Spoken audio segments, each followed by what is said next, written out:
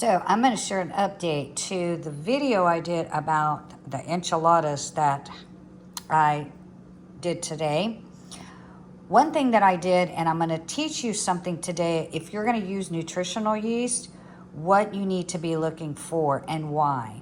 Okay, so there's some medical and health information in this video. But let me tell you, I mixed the cheddar and the mozzarella cheese in a bowl for the topping part of those enchilada that I made today with nutritional yeast. I'm going to point out something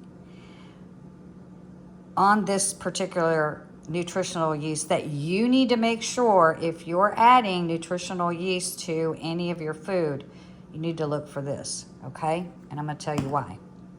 And some medical information as well to be aware of. So, I want you to look right.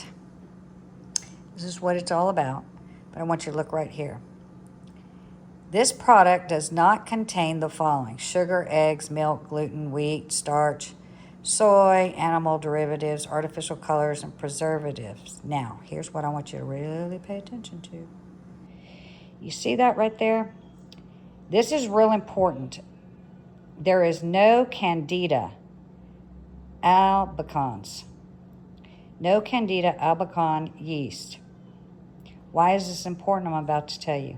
And there's no brewer product, byproducts, as in brewer yeast.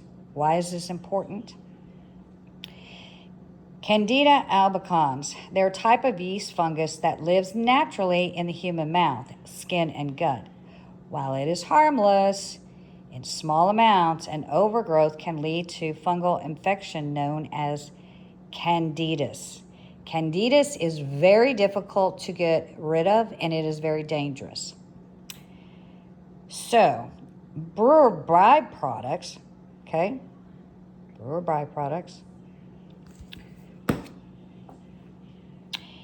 They are residual organic materials generated during beer making process. Instead of being discarded as waste, they are used as waste material for agriculture, human food, and alternative industries.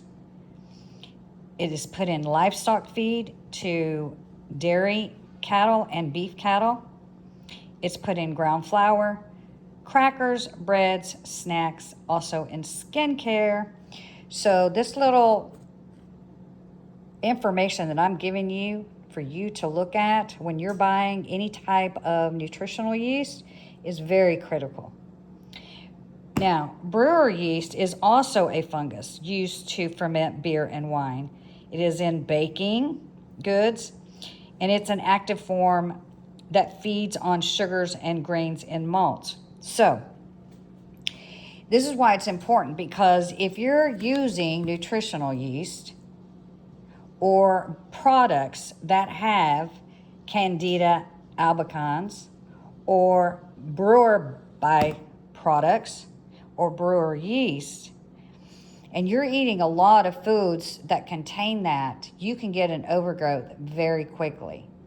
You can always tell on somebody's tongue. If their tongue is really white, they have an overgrowth of fungus. And like I said, it is very dangerous.